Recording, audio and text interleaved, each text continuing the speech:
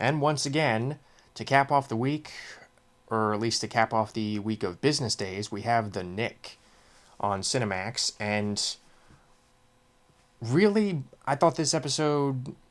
Okay, well, first of all, I was about to say this episode was a bit of a mixed bag, but in the end, I think my problems with it are really in terms of concept, not so much in terms of execution, which I'll explain in a second. But I said in the previous vlog that I kind of picked up on one of the names that they dropped when talking about, the typhoid epidemic that they're dealing with, and one of the names dropped was Mary. So I was thinking, oh God, are they going to introduce Mary Mallon and possibly have the whole period setting become a gimmick because viewers will just be wondering, okay, well, when are we going to see Mary Mallon? How is she going to be portrayed? Is she going to be portrayed accurately? They're going to have all these additional things to worry about in terms of actual historical records on the person of Mary Mallon. So I didn't really think it was such a good idea to introduce actual historical figures into this show, or at least not right away.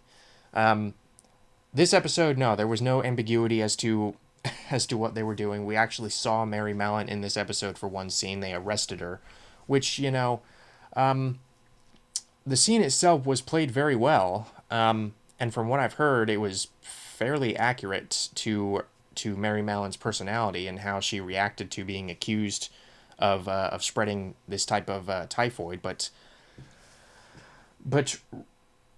if I have my facts straight, I think the year was wrong because this show, I assume, still takes place in the year 1900.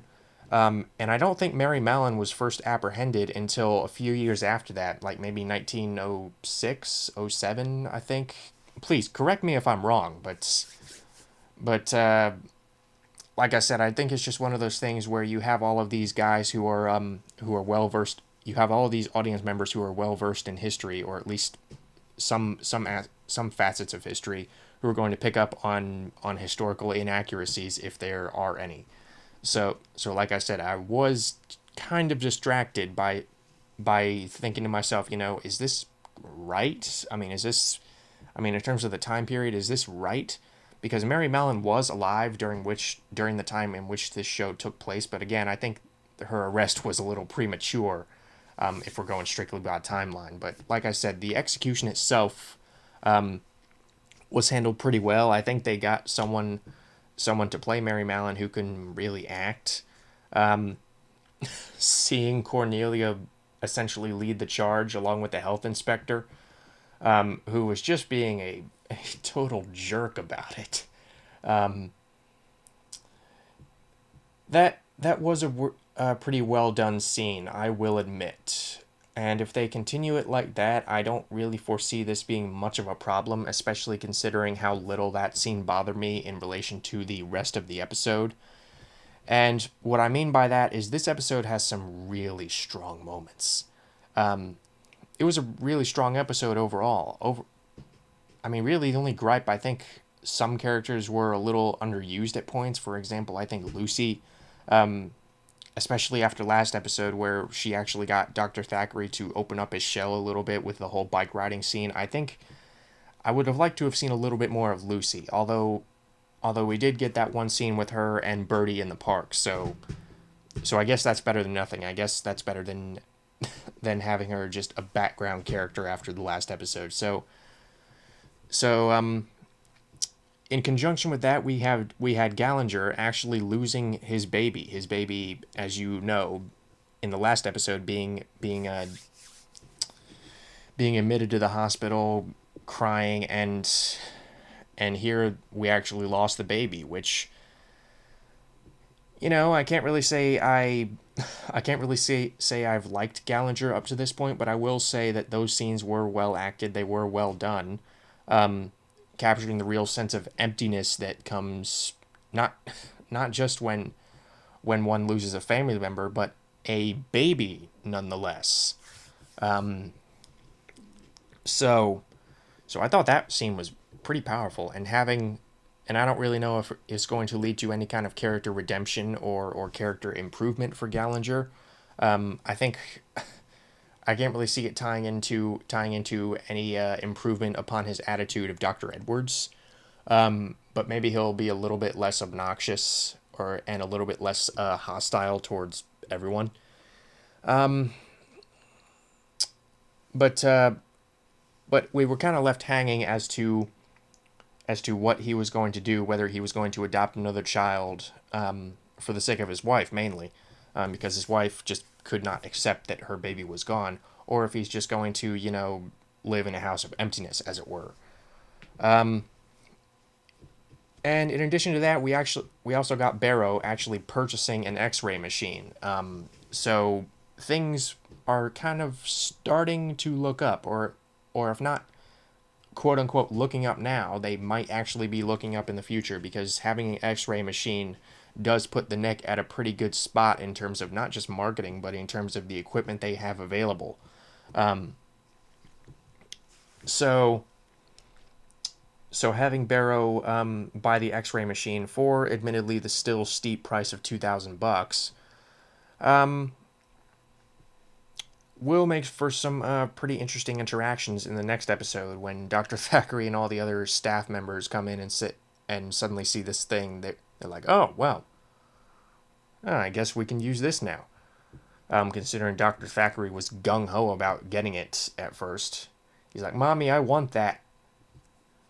Alright, so by far the most interesting scene, in my opinion, actually came towards the end, where where where Thackeray actually discovered Edwards's underground network, as it were, of black patients. And at first he's outraged. I mean, at first he goes through the standard, you lied to me, this is dishonest, this disgraces the hospital, I mean, unregistered patients, not sufficient equipment, you went completely behind my back. And Edwards actually raises some pretty good arguments to his credit. I mean, he's like, I mean, what did you expect me to do? Did you expect me to just wait around for you to call me up to your all white staff? I mean, I don't really want to wait. I did not take this job to wait around for you to only call on me when there is no one else available. And actually, Thackeray did something that was very in character, which was he saw some of the innovations that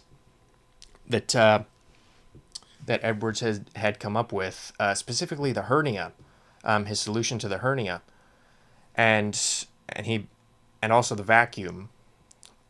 And he said, "Huh." Well, he didn't say this, but you could see it written on Clive Owen's face, and this was well acted by Clive Owen and Andre Holland. Clive Owen, he's basically thinking, "Oh wow, this guy, I may have underestimated this guy, or at least his capability as a surgeon, because this could prove useful." And Edwards basically set some terms. He said, I want to work with you officially as your deputy chief of surgery. And Thackeray's like, welcome to the Knick. So they're going to publish that. And in addition to that, I actually thought this could be considered a weakness, because you could say, oh, come on, two major innovations in one episode. Who are you fooling? I mean, this is the mother of all coincidences. But earlier in the episode, Thackeray came across a solution to the placenta problem that plagued not just oh, what was his name? Christensen.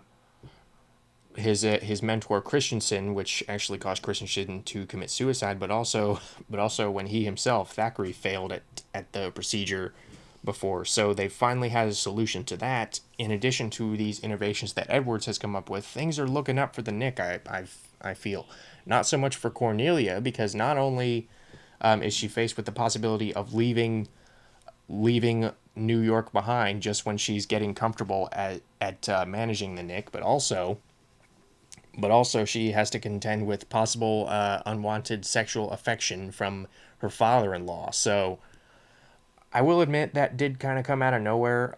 There was really no setup, but honestly, the rest of the episode was so strong that I was willing to forgive that one scene at the end. This episode really was in I actually think it transcended the standards that we had seen thus far at the Knicks. So, yeah, I'm looking forward to it. 4 episodes left. Good God, it seems like the series has just come and gone. Um, yeah, of course I'm looking forward to the next one. Hopefully it's just as good, if not better.